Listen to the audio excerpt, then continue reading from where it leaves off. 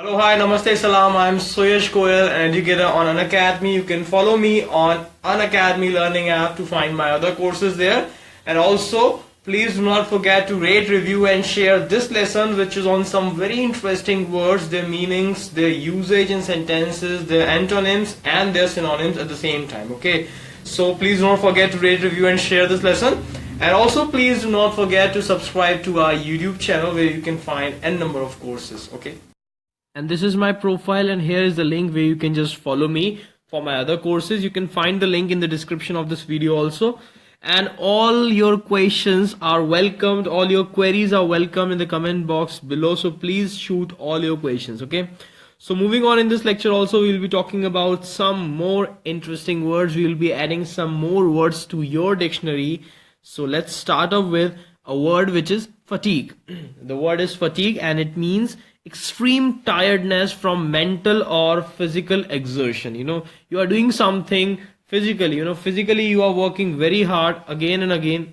Okay, again and again you are working very hard. You are doing some task in which requires a lot of physical effort. You are doing that. So this is physical exertion. Okay, similarly you are doing something which requires your mental effort, and you are just doing it in the day, in the night. You are applying your brain a lot. So this is mental exertion. Okay, so out of that, after that what happens is there will be a extreme tiredness condition, and that is what is known as fatigue. Okay, like for example, he fainted with hunger and fatigue. Okay, he fainted. Fainted actually means to get unconscious. So he fainted with hunger, okay, and fatigue. Okay, so if I talk about the synonyms for this word fatigue, then the first is weariness. Okay, it means weariness, it means extreme tiredness. Okay, so whenever you are having extreme tiredness, that means you are actually feeling weariness. Okay, you are actually feeling weariness. Okay, the next synonym is exhaustion. Exhaustion is also a situation or a state when you are extremely tired, physically or mentally. So whenever you are physically or mentally extremely tired, that means you are exhausted. Okay, that is a condition of exhaustion. Okay, that is a condition of exhaustion. Now if I talk about the antonyms for fatigue, then the first is vigor. Okay, the first is vigor. It's V-I-G-O-U-R, but it is pronounced as vigor. Okay, so when I'm talking about vigor, that means having good physical strength.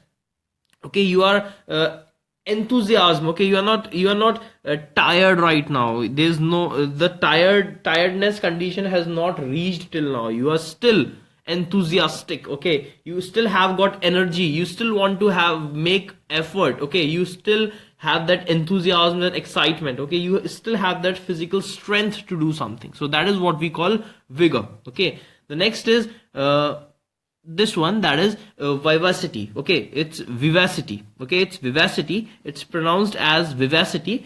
It means lively, to be lively. On the one side we have fatigue, when it's a condition of extreme tiredness, and on other side we have vivacity, that means lively. Okay, like you are cheerful. Okay, like you are enthusiastic about something. Okay, that is what we call lively. That zeal which you have, that energy which you have to do something, that is what we call lively. Okay, so it is also opposite to fatigue. So the next is fabulous. You all must have heard this word fabulous, and it means causing great wonder or something which is extraordinary. You say this when you see a great wonder happening in front of you, or you see something which is extraordinary to you. You find it extraordinary, you find it commendable, then you call it fabulous. Like, we had a fabulous time at the party. That means we had a great time, we had an extraordinary time. We generally don't have such a time, and we had such an enjoyment, such a time at the party. And if I talk about the synonyms for fabulous, then the first is marvelous. The first one is marvelous. Okay, that also means something which is extraordinary, something which is splendid. Okay, the next is remarkable. Again the same thing, something which is mesmerizing to you, which is extraordinary to you, then you call that remarkable. Then we have antonyms. The first is common. Obviously you're talking about something which is fabulous, which is extraordinary. and on the other hand we have something which is ordinary, that is common, and the next antonym is mediocre. Okay, what is mediocre? Mediocre actually means something which is of average quality, not very good and not very bad, something which is ordinary, something which is common. Okay, so that is also an antonym for fabulous. Okay, the next is gracious. So what is this gracious? It actually means courteous. It means what? It means courteous, and courteous means to be polite, to be respectful, to be considerate in manner. That is what courteous means, and that is what gracious means. Basically, to behave in a pleasant and calm way. You are behaving in a calm way, in a pleasant way. That is what we call gracious. Like the queen was gracious enough to invite us. Okay, was gracious enough, was kind enough, okay, was calm enough, was polite enough to invite us. Now if I talk about the synonyms for gracious, then the synonyms could be, the first one is magnificent. Okay, the first one is magnificent. What is the meaning of magnificent? Something which is very good, something which is excellent, something which is, impressive. Then we call it magnificent. Something which is adorable, admirable. Okay, then we call it what? Then we call it magnificent. The next one is beneficent. What is this? Beneficent. Beneficent also means, generous, generosity, generous. A person who is generous, we call that person beneficent. A person who does good, a person who does good to others, that is a person who is known as beneficent.